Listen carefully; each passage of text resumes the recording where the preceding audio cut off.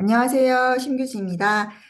오늘 심규진의 쿨정치 이번 시간에는 이번 주에 나온 여론조사를 토대로 또 앞으로의 총선 전망과 분석을 좀 해보겠습니다. 그럼 제가 좀 기사를 띄우면서 얘기를 드리겠습니다.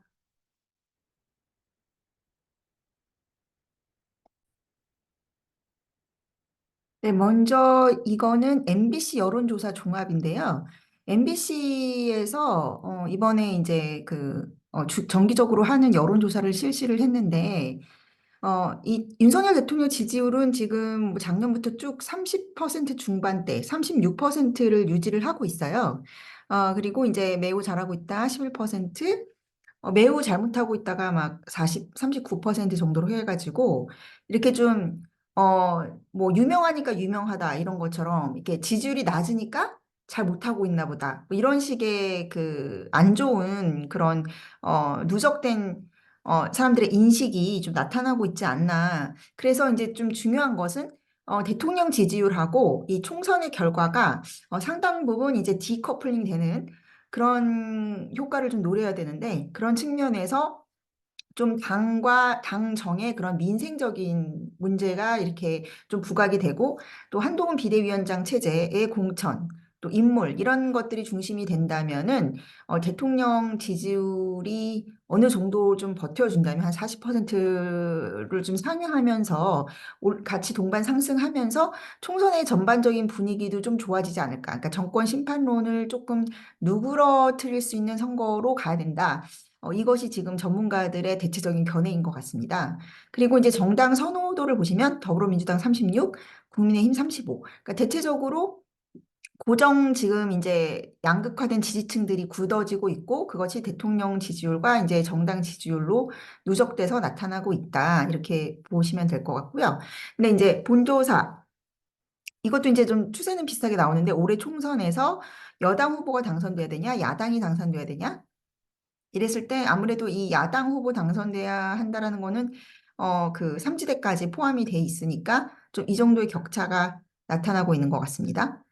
그리고 여기 중도층에서는 야당 후보가 당선된다라는 게 이제 3대 6 정도로 중도층에서 좀 정부나 대통령 비토 심리가 많이 있고 좀 정치, 좀 저관여층이라고 할 수 있잖아요. 이제 그쪽에서의 잘 정치를 모르는 사람들한테 이렇게 프로파간다가 많이 먹히고 있다. 어느 정도는 그렇게 보시면 될 것 같고 운동권, 특권, 세력 청산, 동의 이것도 지지층만큼의 그러니까 저 국민의힘 지지층만큼의 퍼센티지가 나오고 있고요. 검사 독재 심판도 사실상 그 정당 지지율이나 대통령에 대한 어떤 비토 심리 이런 거하고 좀 비슷하게 나타나는 것 같습니다. 그리고 그렇지만 이제 동의가 47%. 그래서 이제 그 대통령에 대한 부정평가가 50% 넘는 거에 비하면 동의가 좀 높다고 할 수 있고요. 그리고 이제 한동훈 비대위원장 직무수행 평가가 49대 45로 긍정이 더 우세하다는 거. 이것도 이제 전반적인 면접 효과에서 다 나타나는 것 같아요. 이제 적게는 뭐 한 40% 중반, 그리고 많게는 뭐 52%, 50% 상회하게까지 나오고 대부분은 과반 이상 긍정이 우세하다는 거. 그거는 공통적인 패턴인 것 같고 이재명에 대한 직무수행 평가도 대통령에 대한 평가하고 너무 유사하죠. 36대 58. 여기도 보면 뭐 36대 59 거의 일치하지 않습니까? 그러니까 지금 윤석열 대통령하고 이재명이 이렇게 붙었을 때는 구도가 딱 그 지난 대선의 구도다 이렇게 보시면 될 것 같고요. 무당층이나 이제 정치 혐오층이 많다고 하더라도 총선에서 어쨌든 총선이 조직 선거라는 거 그리고 굉장히 이제 고관여 선거라는 거를 감안하면 신당 지지율은 제가 봤을 때는 지금 나오는 지지율의 뭐 한 20% 정도 지킬 수 있을까? 그런 생각이 좀 들긴 합니다. 특히나 지금 신당의 그 면면이 그 예전에 바른 정당만도 못하다라는 그런 얘기가 있어서 뭐 인물들의 중량감이라든지 대의 명분이라든지 뭐 대선 주자도 인물이라든지 그런 면에서 좀 딸린다. 저번에 안철수, 유승민보다도 많이 못하다라는 게 중론이기 때문에 그런 게 좀 보여지고 있고요. 이게 좀 특이할 만한 거예요. 이제 이 MBC 여론조사에서도 지금 국민의힘 지지층은 96%가 한동훈 비대위원장에 대해서 굉장히 우호적인 평가를 내리는데 민주당 지지층에서는 22%가 부정적으로 보고 있다는 거잖아요. 그러니까 이 말인즉슨 지금 현재 그 국민의힘 지지층하고 민주당 지지층이 굉장히 이렇게 단단하게 이렇게 대치된 상황에서 같은 조건이라면 당장 내일 투표를 한다 그러면 이 한동훈 비대위원장의 표 결집력, 예, 그리고 지지층 결집력이 월등히 뛰어나다는 것이잖아요. 그래서 제가 오늘도 지금 이제 그 수도권에서 예비 후보로 뛰고 계신 분을 얘기를 들어보니까 그 한동훈의 그 메가시티 효과, 그게 아주 되게 바람이 밑바닥도 불고 있고, 특히 젊은 여성층에서 그런 반응이 좀 오고 있다는 거야, 피부로. 그러니까 이게 한동훈이 굉장히 좀 세련되고, 어, 사람들의 그 시선을 끄는 그런 효과가 있지 않습니까? 그래서 전에 이제 구리시장 그 갔을 때도 그 현장 얘기를 들어보니까 박근혜 비대위원장 왔을 때, 박근혜 전 대통령이 그 선거의 여왕이었을 시절보다도 더 시장통이 난리가 났다. 그런 얘기를 제가 직접 들었습니다. 그래서 실제 그 현장 민심을 딱 즉각적으로 체감하는 그 예비 후보들부터 한동훈 효과를 느끼고 있다. 그리고 이제 그 정통적인 이 보수 지지층인 어르신분들이 정말 열리 제쳐두고 투표로 나갈 것이다라고 하는데 이재명 같은 경우는 이 비호감이 되게 누적돼 있고 그리고 좀 이미지가 신선하지가 않잖아요. 그리고 대선 이후 계속 도망만 다니고 자기 살겠다고 이렇게 좀 소위 말해 약간 좀 없어 보이는 모습을 많이 보이다 보니까 이렇게 이탈이 있고 또 앞으로 이제 또 친문 친명 대전이 있지 않습니까? 자기들은 이제 이재명이 9.11 복검 전략으로 그 저번 주에 문재인 만나고 와가지고 막 뭐 이렇게 끌어안고 했지만 그 다음날 바로 이명백 공관위원장이 말도 안 되게 뭐 저 문재인 저 윤석열 정권에 책임 있는 사람 물러가라 해가지고 또 임종석을 쥐잡듯 잡는데 이제 그게 당내 이제 반발을 불러오니까 설날 전에 또 이재명이 무슨 뭐 또 극한 되게 MSG를 많이 치죠. 언어가 굉장히 부자연스럽고 무슨 뭐 죄악이라는 둥 저들의 이간질이라는 둥 약간 좀 그런 되게 분열적이고 약간 북한스러운 단어 그런 거를 많이 쓰는 것 같아요. 예. 그런 것만 봐도 이재명이 지금 이 그 지지층 내부를 되게 분열시키고 있고 이 이재명 진영은 되게 원심력이 강해지고 있는 반면에 한동훈 비대위원장 체제는 그래도 되게 결속력 있게 쫙 나가고 있다 뭐 이런 생각이 듭니다. 그리고 대통령실 국힘의 관계 사실 이런 게 이 MBC가 여전히 좀 장난질을 하는 거라고 저는 생각하는데, 뭐 수평적인 관계다, 수직적인 관계다, 계속 수직적인 관계라던가, 뭐 아바타라던가 그런 걸 자꾸 프레임하고 있고, 이 여론조사를 통해서도 이게 국민들을 일정 부분 세뇌하는 거죠, 이런 게. 그리고 이것도 저는 웃기다는 생각이 드는 게, 통합형 비례 정당 추진. 이 레토릭도 굉장히 지금 이재명을 좋게 포장해 주는 거 아닙니까?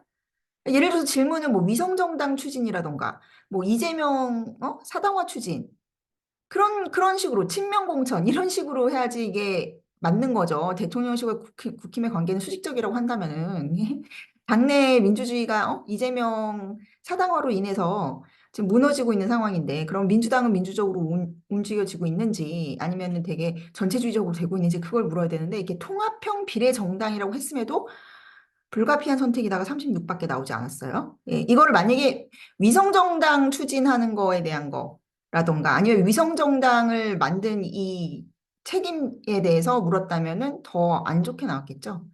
그리고 거부권 행사된 이태원 특별법을 또 넣었어요. 그러니까 이 MBC가 어떻게 해서든지 정부 여당을 공격하기 위해서 별 수단과 방법을 가리지 않는 것 같습니다. 그리고 전에도 보니까 그 윤석열 대통령 장모의 뭐 그 가석방 그런 것도 없는 소리를 만들어가지고 또 선동을 하고 진짜 MBC는 여러 가지로 그런 그 제소를 다 걸어가지고 지상파 방송 라이센스를 취소하는 것밖에는 이 집단은 답이 없다. 정말 다 분리 조각을 내서 민영화를 시켜야 되고 이런 그 언론 권력을 남용해가지고 오용해서 이게 국론을 분열시키고 국가의 이익을 저해하는 이런 집단은 정말 되게 해악적인 집단이라는 생각이 들어요. 예.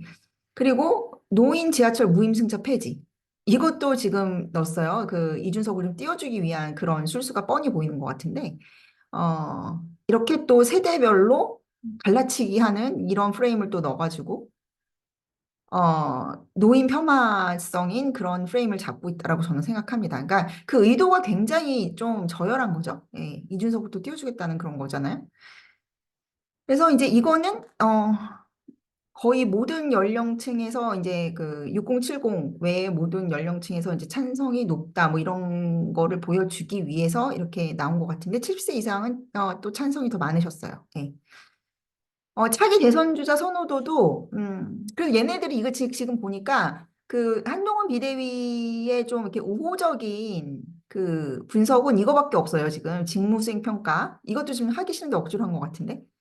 예, 이 분석, 그리고 지지층이 얼마나 결집했나, 이 분석 하나 정도만 좀, 정부 여당의 좀 우호적인 결과라고, 분석이라고 할까요? 그리고 이번에 그 차기 대선 주자 선호도도 이제 다른 여론조사 보면은 보통 이재명, 한동훈 이렇게 붙이지 않습니까? 그래가지고 뭐 MBS에서인가요? 저 한동훈 비대위원장이 훨씬 앞서는 뭐 그런 것도 나왔는데 어쨌든 이렇게 오세훈, 홍준표 같은 어떤 그 대권 잠룡 그리고 자치단체장들을 압도하는 결과 그리고 이렇게 이재명과도 오차 범위 내에서 나왔다는 거. 예. 그러니까 이 한동훈의 이제 존재감이 더 드러나는 거죠. 이렇게 기라성 같은 어, 대통령 후보들에도 전혀 이제 손색 없이 앞서 나가고 있다. 예. 그런 생각이 들고요. 여기서는 보면 이제 유승민, 이준석, 이낙연, 원희룡 3%. 그러니까 결국엔 이낙연이나 이준석은 어쨌든 3% 정도의 자기들의 지지층 정도에 머무르고 있다. 지금 이제 신당을 한다고 나오니까 핵심 지지층이 코어가 어쨌든 맥시멈 3%라고 보여집니다. 예. 그러면 이제 다음 그리고 지금 이게 또 많이 지지층에서 회자가 되고 있는데 MBC의 그 여론조사 포탈이라고 해가지고 이거는 이 사람들이 따로 하는 게 아니고요. MBC가 이제 모든 여론조사들을 다 합쳐가지고 이제 메타데이터 분석이라고 하는데 그러니까 모든 나와 있는 시중에 나와 있는 모든 여론조사를 다 통합해가지고 이 추세에 따라서 에버리지를 내가지고 이렇게 어, 쭉 추이를 보는 거거든요. 근데 지금 보시면 국민의힘의 지지율이 이렇게 계속 민주당보다 이렇게 많이 낮았었단 말이죠. 예. 뭐 10%까지 이제 많게는 차이가 났었어요. 작년 10월에 재보궐 끝나고 그런 여파가 되게 컸을 때인데 이게 지금 다 점차 회복을 하고 있고 이게 1월 1주쯤에 이제 붙었다가 좀 떨어졌다가 다시 또 크로스가 나서 이제 국민의힘이 좀 앞서는 추세로 이렇게 보여지고 있습니다. 그러니까 지금 이제 2월 중순인데 이제 한동훈 체제가 들어서고 나서 일단 골든 크로스가 이 메타 데이터 상으로는 나타나고 있다는 것이 굉장히 고무적인 것이죠. 그래서 지금 보면 뭐 여기저기서 많이 지금 그 ARS에서도 올랐고 뭐 6%씩 오른 데도 있고요. 그리고 이제 NBS에서도 뭐 정당 지지율이 30대 37로 많이 또 차이가 나고 있습니다. 또 이게 YTN MBS에서 한 것인데요. YTN 엠브레인인데 여기 보시면 국민의힘이 20%대 지지율, 지난번까지 이제 민주당이 32%였는데 이번에 37대 38 해서 이제 1% 차로 붙었습니다. 그러니까 저번에 비교하면 추이가 10%가 오른 것이죠. 그래서 지금 뭐 총선 국면으로 가까워지고 뭐 총선 국면이 되니까 확실히 이제 결집을 하고 있는 것 같아요. 그 한동훈 비대위원장 중심으로. 그리고 MBS 여론조사 이게 또 화제가 됐습니다. 지금 보면 1월 2주에는 39대 50까지 이렇게 좀 벌어졌던 격차가 지금 또 골든 크로스가 일어났어요. 그래서 정부 여당을 지원할 것인가 아니면은 정부 여당을 견제할 것인가 이 부분에 있어서 47대 44로 골든 크로스가 일어났습니다. 네. 그러니까 이게 지금 보면 여기 보시면 아시겠지만 작년 8월쯤에 2대 48 이때가 아마 그 전당대회쯤이었을 것 같은데요. 이제 그 당시에 이준석을 내치고 나서 뭐 김기현 체제 들어섰을 때 많이 좀 이렇게 그 경선 효과로 해가지고 그때 좀 국민의힘 지지율이 좀 올랐던 상황이었는데 뭐 그 당시에 이때 42대 47, 네, 42대 47이었네요. 8월 3주에. 그리고 나서 이제 김기현 체제 들어서고 나서 좀 떨어졌다가 지금 9월 2주에 40대 45, 그다음에 9월 4주에 44대 45. 아마 이때가 뭐 또 순방 같은 거 하면서 많이 이제 뭐 아메리칸 파이 그런 거 나오고 뭐 의회 연설 이런 걸로 해가지고 좀 분위기가 좋았다가 계속 이제 민주당 우세가 조금 지속이 됐던 상황에서 김기현 체제 무너지고 이렇게 위기를 맞았었는데 이제 강서구청장 그 패배하고 나서요 이렇게. 근데 지금 이 수치가 44대 47로 됐다 이렇게 보시면 쭉 상향하고 있잖아요. 그래서 이게 어느 정도의 지금 분위기를 반영하는 게 아닐까. 그러니까 이제 한동훈 비대위원장이 여기저기를 가면서 수도권 뭐 여기저기 가고 또 전국 팔도 돌아다니고 팔도 사나이 하면서 분위기를 이렇게 끌어올리는 그런 게 효과가 이제 좀 시차를 두고서 지금 나타나는 것이 아닐까 싶습니다. 그래서 보면은 서울에서는 50대 42, 그리고 인천, 경기도 44대 47, 굉장히 오차 범위 내로 좁혀 들어갔고, 대전, 세종, 충청이 가장 많이 올랐다고 하더라고요. 55대 40. 그다음 대구, 경북 62, 불경 55대 34, 강원, 제주 44대 42. 그래서 이 MBS 조사가 사실 좀 다른 갤럽 조사에 비해서 정부 여당에 좀 우호적인 추세가 있었다가 이때 이제 한동훈 체제 들어서고 나서 39대 50까지 이렇게 벌어가지고 좀 의아하다라는 반응이 좀 있었는데 이게 점차 이렇게 회복돼 가는 그런 모습을 보이고 있습니다.